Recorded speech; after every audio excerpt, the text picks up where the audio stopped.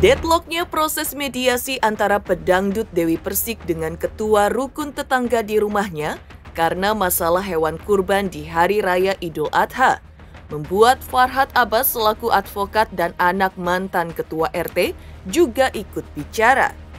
Bukannya membela Dewi Persik, Farhad Abbas justru muncul dengan niat dan tekad yang bulat ingin membela ketua RT meski tanpa bayaran.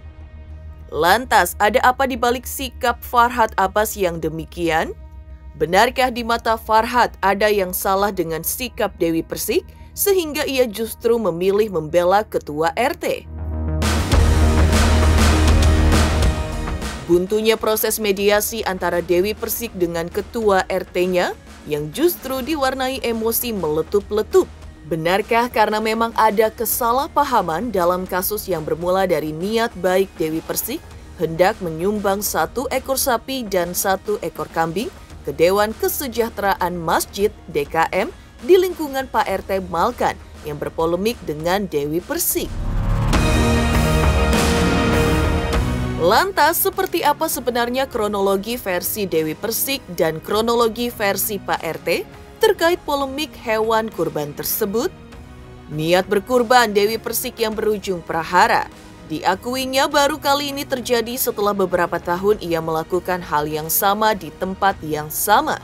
Lantas, seperti apa komentar masyarakat atas prahara panas antara Dewi Persik dengan ketua RT-nya? Pemirsa, bersama Intens Investigasi, kami hadirkan kabar terkini, terpercaya dan teraktual. Tetapi sebelumnya, jangan lupa untuk like, subscribe, dan juga share channel YouTube ini.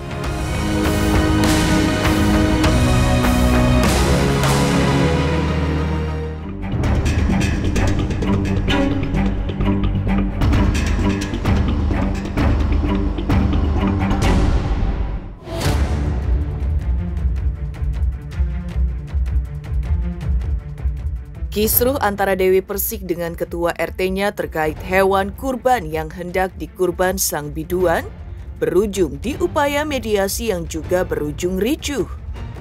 Banyak yang menyayangkan kericuhan di proses mediasi itu terjadi, bukannya solusi atau damai yang dicapai. Publik pun kini terbagi dua antara membela Dewi Persik atau membela Pak RT. Dewi Persik dan ketua RT memiliki sudut pandang masing-masing dalam hal kronologi kejadian dan masing-masing sulit berkompromi, entah karena gengsi atau karena apa. Jadi saya merasa bahwa ini apa-apaan sih Pak? Tadi sampai marah ngamuk-ngamukan sama Pak Topan. Sampai Pak Topan bilang gini, Bapak kan memang bentak-bentak saya. Bilang sama bos kamu, sampai kayak begitu. Bilang sama bos kamu, warga kita tidak kekurangan daging dan tidak butuh daging. Saya punya niat baik loh. Dan itu diiyakan sama Pak RT. Dan itu diiyakan di Pak RT. Pak RT dia bilang, dia emosi. Lah maksud saya cuma bilang, Bapak, bisa nggak Bapak tidak emosi Pak? Bapak ini kan RT gitu loh. Kami ini warga, otomatis kami itu anak, Bapak itu adalah Bapak kita. Bisa nggak Bapak bicara baik-baik? Datanglah ke rumah saya Mbak DP, bener nggak? Enakan gitu mengayomi, bukan malah ngebentak asisten saya, ngebentak security saya. Jangan pandang status, nggak ada kaya, nggak ada miskin dalam hidup ini, semua sama. Nggak ada solusi. Belum ketemu titik terang nanti ya? Nggak ada solusi, nggak ada temu titik terang. Orang saya dibentak kok, semuanya dibentak di sini. Ya saya ngamuk lah, saya marah. Saya punya niat baik, nggak ada saya politik-politikan. Saya nggak tahu lah, dia tiba-tiba marah yang nggak jelas, ya orang dianya masih gitu. Saya kan duduk masih. Kebetulan ada saudara, bahasanya gini loh, kita orang Betawi ya jangan kalah di kampung kita sendiri, kan gitu. Ini kalau saya bicara keras ya, ini orang Betawi begini. Saya pengennya kasus selesai, saya nggak mau. Iya, saya di Idul Adha ini nggak mau sifat kebinatangan saya ini muncul. Ya kan? Saya kikis itu dengan sembeli, jangan tanya saya. Saya orang yang senang dengan damai. Makanya Mbak berapa hari di sini pernah nggak saya ngeluarin statement? Karena saya nggak mau salah. Ya kan? Biarin orang yang salah, tapi saya nggak pernah mengcounter. Sorry, ya kan? Pernah nggak ada saya mengcounter? ya biarin aja. Karena dia yang memulai, biar dia yang memulai juga. Dia yang mengakhiri, jangan saya lagi. Jangan tanya saya kalau urusan itu ya.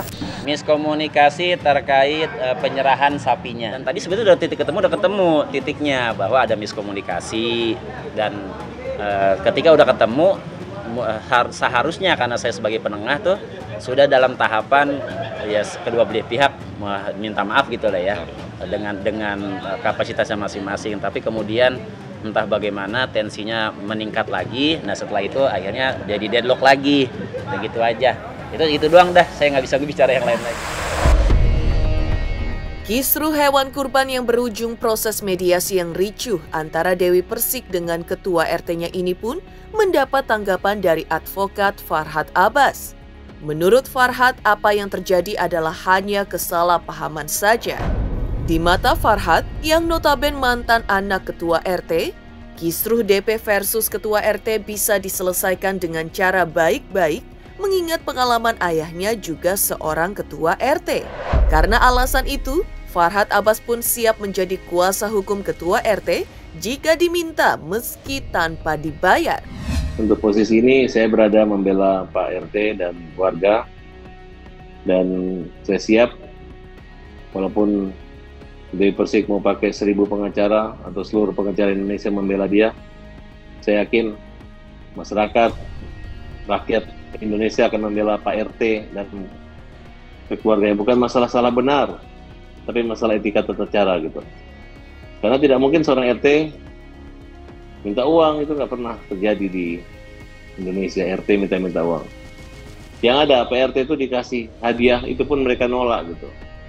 Karena mereka menjadi RT itu karena punya kemampuan, bukan karena pengangguran yang bekerja untuk mencari makan. Dulu ayah saya pernah hampir 10 tahun jadi ketua RT di Kompleks Pejabat Tinggi Negara Kemayoran. Di depan rumah kami itu satu kebanggaan buat kami karena ada tulisan rumah ketua RT. Nah, jadi anak Pak RT. Ya itu karena kepercayaan aja. Kalau harus Dewi Persik sadar harus berantem dan ribut dengan saya dan saya menjadi pengacara PRT, akan saya lakukan. Karena menurut saya nggak ada toleransi buat orang yang arogan atau sombong atau pemarah di negeri ini. Karena kemarahan, kesombongan itu nggak ada manfaatnya, hanya kita dijauhi dan dimusuhi orang. Bersedia menjadi kuasa hukum ketua RT yang terlibat kisruh dengan Dewi Persik, Farhad Abbas pun mengungkap bahwa ia memiliki alasan tersendiri. Menurut Farhad Abbas, ketua RT merupakan sosok yang dipilih langsung oleh lingkungan dan mau melayani dan bertanggung jawab terhadap warganya. Maka sudah semestinya harus mendapatkan penghormatan yang sebagaimana mestinya. Kan dari awal saya ingin membantu membela Pak RT tanpa bayaran. Tapi Dewi telepon, akhirnya saya berpikir saya akan mengajak Pak RT untuk memaklumi karena Dewi punya masalah. Tapi nggak selesai masalahnya. Dan Dewi mengatakan dia tidak ada masalah. Kalau saya disuruh memilih netral atau membela Pak RT, saya pilih membela Pak RT. Farhad Abbas pembela Pak RT. Bukan hanya PRT Lebak Bulus, RT se-Indonesia. Karena mengganggu atau menghina atau mempermalukan satu RT sama dengan mempermalukan RT-RT di Indonesia. Sedunia RT gitu. Itulah dahsyatnya persatuan RT di Indonesia. Karena masing-masing RT itu mesti bagian yang merupakan adalah bagian dari warga negara Indonesia. Jadi saya dari awal simpatik dan tidak senang sama orang-orang yang mengecilkan orang lain. Dan orang yang jadi ketua RT adalah orang yang mau bekerja dan bertanggung jawab untuk masyarakat. Kalau ada apa-apa kita cari Pak RT, kalau ada apa-apa Pak RT yang dicari. Polisi mau menyita, polisi mau mencari orang, mencari data segala macam. Kalau lupa kartu keluarga, rekomendasi KTP, pasti telepon Pak RT. Oke, harus baik-baik sama Pak RT. Karena RT itu adalah rukun tetangga, bukan ribut tetangga. Semoga ini tidak jadi contoh buat semua RT ataupun RW. Seandainya ada sesuatu yang tidak berkenan dengan hati, nggak harus dengan emosi. Langsung tanyakan langsung ke warganya. Seperti saya, kan ini berkaitan dengan saya. Nggak usah nyampaikan ke bos kamu, apalah, nggak usah seperti itu. Langsung tanyakan aja langsung sama saya. Mbak DP ini ceritanya bagaimana? Kenapa ini sapinya kok bisa diangkut? Seperti itu. Justru bukan diangkut untuk dikasih korek, saya taruh di penjagal supaya, karena apa kan beliau kan ngomongin masalah duit. Saya bilang ya udah Pak, tenang aja, nanti dipotongkan aja. Ada berapa orang di sini, 1.000 kayak 2.000 kita kasih, sampai kita ngomong kayak begitu. Saya utarakan itu ke ART saya, tolong sampaikan itu. Dan saya lagi syuting, jadi bukan dititip sehari 2 hari, dititip cuma beberapa jam Mas. Karena di rumah nggak ada orang, cuman ART aja. Bukan nggak mau kotor rumah saya. Satu, saya tidak mau alamat saya tahu. Seandainya pun memang tahu, kebetulan di rumah saya itu cuma tinggal ART yang nggak ngerti perempuan semua gini, sapi mau diapain gitu loh. Akhirnya saya udah minta tolong sama Pak Ustadz aja, karena memang kita biasanya minta tolong sama Pak Ustadz gitu loh ceritanya. Tak hanya itu, Farhad Abbas juga menanggapi ketika Ketua RT terlibat silang pendapat dengan Dewi Persik. Tensi Ketua RT yang tinggi di mata Farhad adalah wajar. Namun teriakan Dewi Persik menurut Farhad terbilang berlebihan. Karena itu, jika Pak RT hendak memproses Dewi Persik secara hukum, ini anjuran Farhad Abbas. Oh, teriakan-teriakannya sangat berlebihan. Teriakan-teriakan itu mengganggu, bukan mengganggu Pak RT. Memang saya juga terganggu, rasa banyak masyarakat terganggu. Dewi kan tidak tahu. Tapi saya rasa, ayolah orang-orang di sekitar Dewi ingatin. Nggak usah takut. Selama kita ngingatin Dewi Persik, nanti kalau dia sadar dia akan tahu siapa yang dia ingatin. Dan kita pernah mengingatkan dia. Gitu. Asal jangan menjerumuskan dia. Ini gampang sekali, tidak sulit. Tanpa pengacara pun bisa dia laporkan Undang-Undang ITE. Pasal 27 ayat 3 aja itu, pencemaran nama baik. Jadi, dia menggunakan media sosialnya hanya untuk mempermalukan. Gitu. Saya aneh. Nggak tahu. Awalnya saya menilai kalau kejadian ini karena keanehan, karena mungkin ada beban psikis dan ada persoalan. Kenapa saya tadi marah seperti itu? Dia bentak-bentak saya lagi. Ngomong masalah ras lah yang sebelahnya, kita orang Betawi, nggak ada mau orang Betawi, mau orang Madura, semua sama. Jangan pernah berbicara ras, jangan pernah berbicara tentang agama, nggak ada. Niat saya ibadah, niat saya itu baik, niat saya itu memang dari dulu saya lakukan bukan cuma sekali. Tolong teman-teman luruskan ini. Ini saya lakukan bukan cuma sekali. Kenapa sampai viral dan kenapa sampai ngoceh di sosmed? Karena ketika saya live itu banyak bertebaran di situ menanyakan tentang kenapa sapinya diangkut. Gitu loh ceritanya. Saya punya niat baik loh Mas. Dan saya cuma menyayangkan sikapnya Pak RT. Kenapa harus bentak-bentak? Kenapa harus marah-marah? Saya perempuan. Habis marah-marah dan bentak-bentak, dia ketawa-ketawa. Mungkin ada saat beberapa wartawan yang jadi saksi di situ yang memvideokan kami. Pantes nggak Pak RT kayak begitu? Kisruh antara Dewi Persik dan Ketua RT menjadi sorotan publik karena mediasi berujung ricuh hingga mendapat reaksi dari Farhad Abbas. Lantas, seperti apa sebenarnya kronologi versi Dewi Persik dan versi Pak RT dalam kisruh hewan kurban ini? Pemirsa Intens Investigasi, jangan lupa untuk like, subscribe, dan juga share channel YouTube ini. Jangan lupa pemirsa semua untuk saksikan Intens 3 kali sehari. Pokoknya disaksikan terus, jangan lupa like, comment, dan subscribe.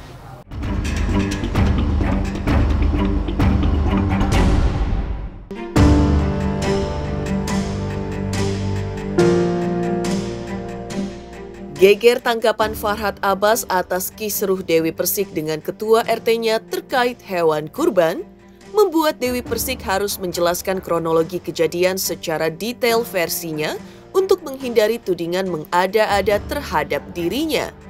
Menurut Dewi Persik, sebetulnya pihaknya hanya menitipkan sementara 1 ekor sapi kurbannya di masjid lingkungannya sebelum diambil oleh pihak DP untuk dikurbankan keesokan harinya oleh tim jagalnya, namun kemudian dibagikan kepada warga di lingkungan RT-nya berada. Tetapi DP menjadi marah karena ada ancaman dari Pak RT untuk melepaskan sapi kurban miliknya dan juga menyinggung uang 100 juta dari pihak Pak RT jika ingin dibantu. Bahkan diakui pihak DP dengan nada yang tinggi pula terhadap para pegawai DP. Ada 2 versi. Jadi ini terserah pemirsa mau lihat versi yang mana. Kebetulan sopir saya kurang pendengarannya. Boleh dicek ke dokter. Ya. untuk membuktikan apakah itu benar atau tidak, kita bisa cekkan itu ke dokter. Dan yang kedua, asisten saya yang pendengarannya normal. Kalian tinggal pilih aja, ada di mediasi video mengatakan bahwa Pak, kan saya bilang kita buktikan dengan kita taruh para ART atau asisten untuk mengatakan yang sebenarnya. Dari ART satunya, dari ART saya atau Pak supir saya mengatakan bahwa dia dengarnya ini mengenai harga diri. Gitu. Saya tidak mau membantu kecuali saya tidak mau membantu walau dibayar 100 juta. Ini versi supir.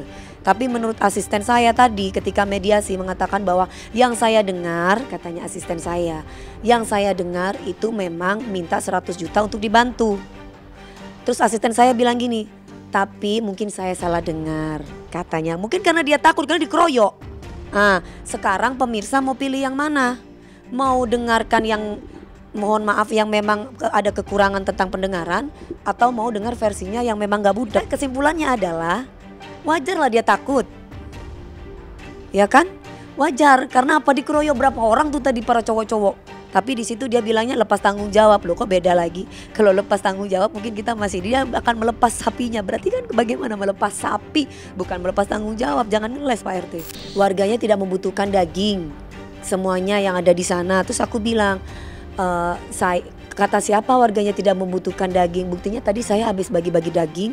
Alhamdulillah warga-warga alhamdulillah senang. Dan memang bukan hanya tahun ini aja Mbak. Setiap tahun itu saya lakukan. Dan memang kebetulan saya dengan Pak Ustadz baru kali ini aja saya ada masalah. Jadi bukan bermasalah terus karena baru berkorban. Dari tahun ke tahun kemarin memang sering berkorban di sini ketika saya sudah jadi warga di sini. Tapi memang kebetulan saya tidak dengan RT-nya, saya langsung dengan ustadznya. Karena banyak laporan dari warga bahwa mereka kadang ketika Pak RT itu membagikan sembako atau membagikan daging mereka tidak pernah dapat. Nah, logikanya dagingnya tetap buat warga sini, tidak ada tempat warga lain. Dan susahnya di mana? Kenapa harus dipermasalahkan? Dan kenapa harus tersinggung? Sudah menjadi rutinitas, jadi jangan salah paham. Nah kalau tersinggung kenapa baru sekarang? Yang kemarin-kemarin kemana aja Pak? Kan dari kemarin saya juga nggak pernah potong di sini. Dagingnya yang nyampe. Kenapa baru sekarang Bapak tersinggung? Kecuali saya baru sekarang berkorban. Nah, kan saya udah setiap tahun sudah saya lakukan korban ini. Ketua RT pun memiliki cerita kronologisnya sendiri saat mengetahui sapi kurban milik DP tiba di masjid dan ditarik kembali oleh Dewi Persik. Pak RT juga menjelaskan terkait pernyataannya melepaskan sapi dan juga uang 100 juta yang sempat diungkapkannya. Kejadian aslinya ketika dia pagi itu katanya alasannya menitipkan. Padahal Ustadz bilang bahwa Dewi Persik akan melaksanakan pemotongan hewan di Masjid Babul Khairot. Kata Ustadz, saya terima dong, ya kan? Setelah saya terima, tiba-tiba jam 1 apa jam 2 gitu saya lupa ya. Tiba-tiba dia mau tarik kembali. Dengan alasan? Saya nggak ada alasan apa-apa. Ditarik, ya saya bilang ya silakan. Saya nggak pernah minta korban untuk orang berkorban di sini atau apa. Ya silakan, silakan ambil sendiri. Anak-anak udah ngumpul di situ. Tiba-tiba sapinya diambil lagi. Di ketidaksawan saya dia nitip atau dia mau berkorban. Tapi informasi yang jelas dari Ustadz katanya dia mau berkorban. Oh tadi kalau versinya dia, kalau versi wawancara ya. Saya cuma menitipkan sampai siang doang sebentar. Nanti diambil lagi kok karena tapi ada orang dulu. Saya nggak tahu. Oh, Bapak nggak tahu? Nggak tahu. Saya dapat informasi dari Ustadz, katanya mau kurban di sini. Dengan tiba-tiba diambil, presiden buruk buat saya dong. Kalau hewan itu diambil, berarti kan ada ketidakpercayaan sama masjid ini. Sekarang bukan miskomunikasi, saya dengan jelas saya bilang, ketika beliau itu asisten rumah tangga beliau itu bilang, Pak tolong bantu dong. Ya untuk ngangkut itu, kan sapinya berat. Saya bukan orang yang ahli di bidang itu, ya kan. Saya menolak. Ya, saya nggak mau. Datang lagi beliau, Pak, nanti saya kasih uang rokok. Saya bilang, Mas, jangan kata uang rokok 100.000, 200, 1 juta, 2 juta. Saya nggak mau. Jangankan 100 1 juta, 2 juta, 100 juta saya nggak mau. Dan tadi klarifikasi dari sopirnya, katanya benar Pak RT ngomong seperti itu. Dia nanya, Pak kalau saya sampai malam apa sampai besok, saya lupa, sorry ya ceritanya kan. Saya ini belum keambil, oh saya lepas.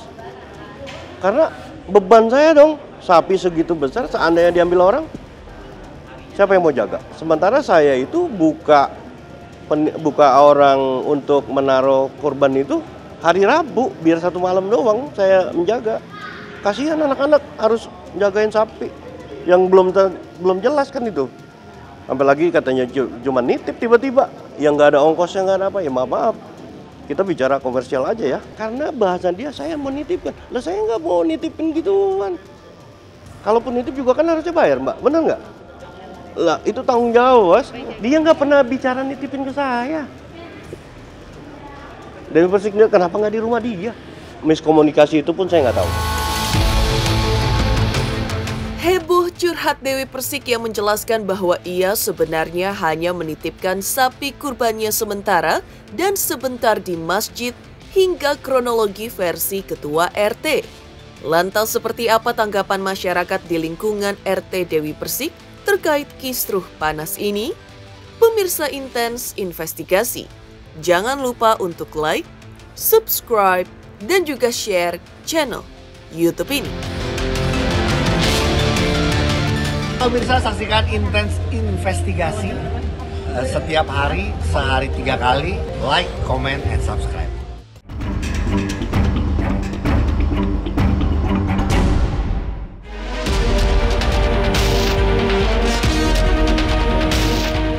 Heboh pengakuan Dewi Persik terkait kronologi hewan kurban yang berujung kisruh dengan ketua RT-nya dan proses mediasi yang berujung deadlock.